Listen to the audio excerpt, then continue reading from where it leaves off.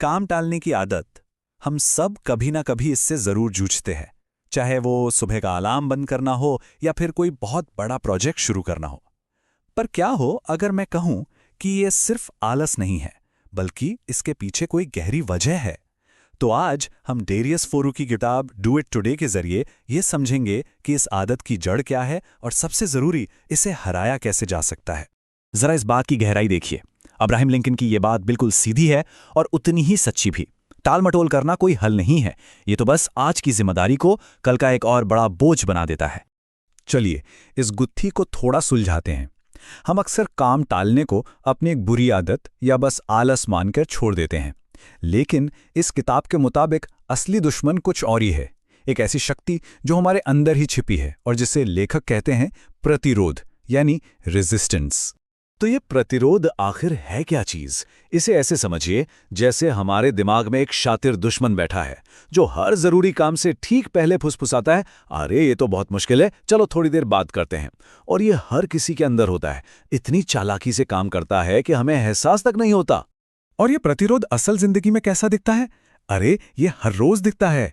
ये वो पल है जब एक जरूरी रिपोर्ट बनाने के बजाय हम घंटों सोशल मीडिया पर स्क्रॉल करने लगते हैं, या फिर बिना किसी वजह के ऑनलाइन शॉपिंग की विंडो खोलकर बैठ जाते हैं। ये सब असल में उस मुश्किल काम से भागने के बहाने ही तो हैं जिन्हें हमारा प्रतिरोध हमें सुझाता है। हम अक्सर सोचते हैं चलो थोड़ी देर से कर लेंगे, क्या ही फर्क पड़ेगा। लेकिन रिसर्च बताती है कि फर्क पड़ता है और बहुत गहरा पड़ता है। काम टालने की एक मनोवैज्ञानिक कीमत होती है जिसे हम अक्सर नजरअंदाज कर देते हैं। ये सिर्फ कुछ भारी भरकम शब्द नहीं है। टिस और बॉमिस्टर की एक बहुत मशहूर स्टडी है जो बताती है कि जो लोग लगातार काम टालते हैं वो ज्यादा तनाव, चिंता और यहां तक कि डिप्रेशन तक का सामना करते हैं। तो ये कोई छोटी मोटी आदत नहीं, बल्कि हमारे मानसिक स्वास्थ्य पर एक बड़ा हमला है। ये चार्ट ये पूरी कहानी एक नज़र में कह देता है। देखिए, काम टालने पर जो थोड़ी सी पल भर की राहत मिलती है वो है ये छोटा सा हरा बार, लेकिन इसके बदले में जो डेडलाइन का तनाव, गिल्ट और नाकामी का एहसास मिलता है वो है ये बड़ा वाला लाल बार। सौदा साफ तौर पर घाटे का है। तो सवाल ये उठता है कि इस जाल से निकलें कैसे? ज्यादातर लोग सोचते हैं बस कल से पक्का करूंगा, मतलब वो अपनी इच्छा शक्ति, अपनी विल पावर पर दांव लगाते हैं। लेकिन किताब कहती है कि यह रणनीति लगभग हमेशा फेल होती है। असली जवाब कहीं और छिपा है। ये स्लाइड समस्या की जड़ को बिल्कुल साफ कर देती है। एक तरफ है इच्छा शक्ति जो एक मोबाइल की बैटरी की तरह है। सुबह तो फुल चार्ज रहती है पर शाम होते होते खत्म।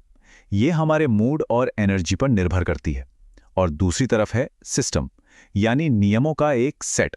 सिस्टम को इस बात से कोई फर्क नहीं पड़ता कि मूड कैसा है, वो बस काम करता है। ये बर्नआउट से बचाता है और एक मोमेंटम बनाता है। तो फिर करना क्या है? इच्छा शक्ति के भरोसे बैठने के बजाय अपना एक प्रोडक्टिविटी सिस्टम बनाना है। और यकीन मानिए ये उतना मुश्किल नहीं है जितना सुनने में लगता है। मैनेजमेंट गुरु पीटर ड्रकर की ये 3 स्टेप तकनीक वाकई कमाल की है। पहला स्टेप, 2 हफ्तों तक अपनी हर गतिविधि का हिसाब रखें, सच में एक मिनट का। देखिए कि वक्त जा कहां रहा है। दूसरा स्टेप, उस लिस्ट को देखकर हर काम से ये सवाल पूछिए, अगर मैं इसे करना बंद कर दूं तो क्या होगा? और तीसरा स्टेप, अगर जवाब मिलता है कुछ नहीं, तो उस काम को अपनी जिंदगी से तुरंत निकाल फेंकिए। ये एक तरह से अपनी जिंदगी की सफाई करने जैसा है। लेकिन सिस्टम और तकनीकें अपनी जगह हैं। टाल मटोल को अगर सच में जड़ से मिटाना है तो एक ऐसी चीज की जरूरत है जो इन सब से बहुत ऊपर हो, और वो है सार्थक काम। ऐसा काम जो दिल से मायने रखता हो। किताब का सबसे गहरा संदेश यही है। जब कोई काम हमारे लिए इतना जरूरी हो जाता है, जब उसमें हमारा जुनून शामिल होता है, तो प्रतिरोध की आवाज अपने आप धीमी पड़ जाती है। उस काम को करने की वजह उसे न करने के बहानों से कहीं ज्यादा बड़ी और शक्तिशाली हो जाती है। तो ये सवाल हम सबको खुद से पूछना चाहिए। वो कौन सा काम है जो हमारा इंतजार कर रहा है, हमारा सबसे जरूरी काम? उसे कल पर क्यों टालें?